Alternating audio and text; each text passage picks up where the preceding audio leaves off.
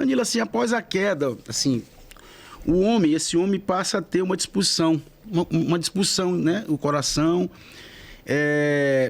essa disposição natural para o pecado, essa inclinação desde o nascimento, isso já é como consequência, a criança que nasce hoje, né? A importância de a gente entender isso. Ela já nasce com essa disposição para o pecado, ela já tem essa inclinação natural para o pecado, e ainda mais. Todas as nossas escolhas, a partir daí, são escolhas pecaminosas? Então, essa pergunta, na verdade, ela moveu um debate do século IV.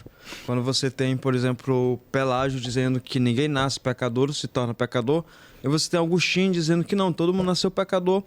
Porque, como foi bem colocado pelo pastor Márcio, quando nós falamos que o homem ele é a imagem conforme a semelhança de Deus, nós entendemos então que o texto está falando de atributos. Sim. Deus comunicou seus atributos morais ao homem. Após a queda, todos esses atributos foram corrompidos.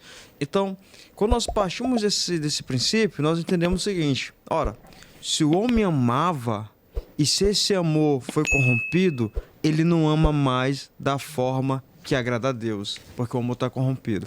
Se o homem se alegrava, ainda nessa alegria, ela não é mais da forma que satisfaz Deus, porque está corrompido. Genuína, né? Então, em tese, os atributos de Deus permanecem em nós, só que de forma corrompida. Então, ainda que eu ache que o que eu estou fazendo é bom, pela corrupção que houve no começo, lá no Gênesis, existe uma maldade ali. E aí, quem faz esse parâmetro bem interessante, na verdade, essa analogia é o Agostinho. Ele vai fazer essa demonstração da seguinte forma nas Confissões. Quando você olha uma criança no colo, que se amamenta, a partir do momento que a mãe tira ela e coloca uma outra criança, ou aquela criança começa a chorar. E quando ela já está em uma certa idade, que ela começa a falar algumas coisas, ela vai dizer o seguinte: é meu, é meu. Ele vai dizer, isso é egoísmo. Ora, ainda que ela não tenha consciência, mas ela está agindo pela natureza, o instinto dela é pecaminoso, porque egoísmo é um fruto da carne. Então, o próprio Agostinho, por exemplo, ele vai dizer que quando ele era mais novo, ele roubava a pera, mas ele tinha mais prazer em roubar do que no gosto da própria da pera. Então, nos parece que quando o homem peca no Éden, e ele peca de forma consciente, porque também se ensina, quando tem os personalistas, que eles trabalham a ideia de uma inocência, você vai observar que Deus chamou Adão e diz assim: ó, tu não pode comer. Adão estava consciente que ele não poderia fazer. Ele não pecou inconsciente. Ele não pecou de forma inocente. Ele estava consciente que não poderia fazer aquilo ali.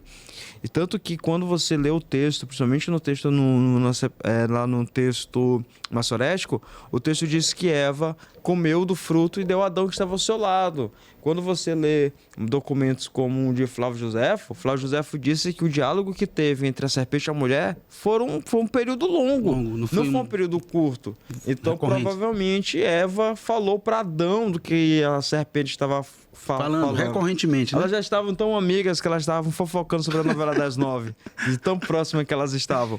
E Adão não fez nada, isso mostra o quanto Adão foi omisso. Sim. Então, a responsabilidade, a consciência adâmica, tudo isso foi repassado pelos seus descendentes. E aí tem o Abraham Kuyper, ele tem um livro sobre o Espírito Santo, que ele faz uma coisa que eu gosto muito de repetir isso, porque eu acho muito interessante.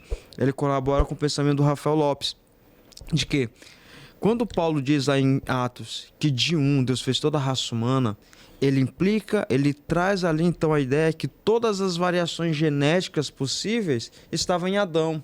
Isso indicaria que Adão não estava só me representando, eu estava em Adão, de certa forma. Então isso traz duas coisas: que eu já estive no Éden uma vez, entendeu? Representativamente, né? Não, eu estava geneticamente, porque geneticamente, de Deus fez toda a raça humana. Sim.